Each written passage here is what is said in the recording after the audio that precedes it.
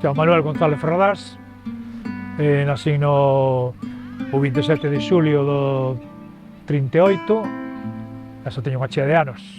Daquela era todo a man, o sea, a única ferramenta mecánica que había era unha cepilladora e a serra, pero que eran ferramentas manuales, taladros e todo iso, non había nada. Eu acórdome que eu era un dos que iba ao monte cos serradores, entón non había tractores, non grúas, ni nada diso. Iso veu depois dali a 15 anos, ou 20, ou 10 anos, polo menos. Entonces, claro, como movías un pino daqueles de 7 ou 8 metros, había que cargalo nunha clote de bois, entón se facía, serrábase no monte. Iban estes por Tavera, había uns serradores aquí, os lamosas, para nosotros ver lamosas.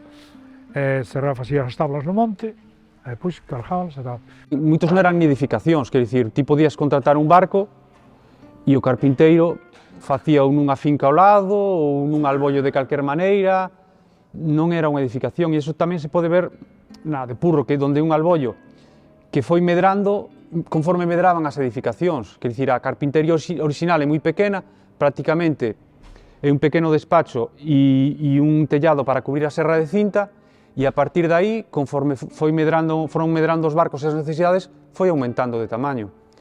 O carpinteiro de Ribeira é o que vai facer posible que estes recursos se convertan en forma de vida e que definan unha sociedade marítima característica das Rías Baixas e das Rías Altas galegas.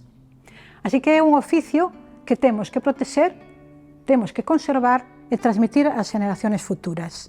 Entón facías o medio casco, facías o máquina, mirábalo, se te gustaba, mirabas que estaba ben, entón depois facías o plano, pasalo a un papel, facías o plano, collías un tablero, entón trazabas as cuadernas no tableiro ese, facías as plantillas facías as cuadernas, e así é como así.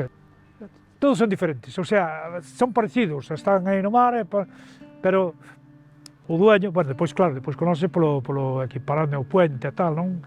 Pero o mesmo casco, eu veña que sei que os barcos que fixeu sin mirarlle para sin nada, a máis que mirarlle ao pasar por aí, se lle mira a popa ou a proa, ou de lado, xa sei os barcos que fixen eu.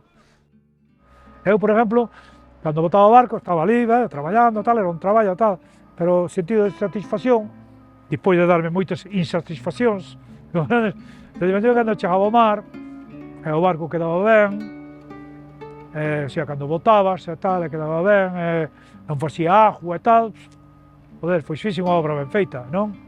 Fixe unha obra ben feita. A carpintería de Ribeira, os barcos ao ser de madeira, teñen un peso que normalmente non suele ter a fibra, non? Os barcos de poliéster. Normalmente, a eses barcos suele se lle poñer algo de lastre abaixo, pero bueno, son barcos que co vento abate moito máis, non? Abate moito máis rápido, e a madeira ajántase máis na zona, non? Estás metendo o aparello o que sea e vai máis ben, vai decaíndo o barco moito máis suave ca fibra. A fibra o barco abate moito máis rápido. A Asociación Os Galos comenzou entre finales do 99 e principios do 2000, cando Víctor Domínguez tiña o bote polveiro, que o usaba da Asociación As Lagoas, que o tiñan parado, e a base de empezar algúns a navegar con el no bote polveiro, nos empezou a gustar esta historia dos barcos tradicionais e fundamos a asociación. Como todos os oficios, tuvo esa época, que empezou nos tempos na Edade Media, era o transporte, a guerra, todo era de madeira, todos os transportes e todo. Foi importante agora, como os cesteiros tamén, todo o que había que facer iban cestos, non? Agora non hai agora metes en plástico, caldeiros e todo iso. Este tamén foi un oficio moi bonito e moi práctico, porque todos sabemos que o que tiña unha boa flota era o que tiña bons barcos para ir a pescar, era un puerto próspero, e o que non, pois non. E agora, pois nada. Pois antes, cando había aquí no puerto, a mellor 20 barcos feitos por min ou máis ou tal, coño, pois mirabas outro, aquel outro que viña de novo, o meu está mellor e tal. O meu está mellor. Son esas cousas, esas pequenos detalles que son os que valen na vida. Que penso eu, vamos. Penso eu, depois o resto todo é, borralla, como se di.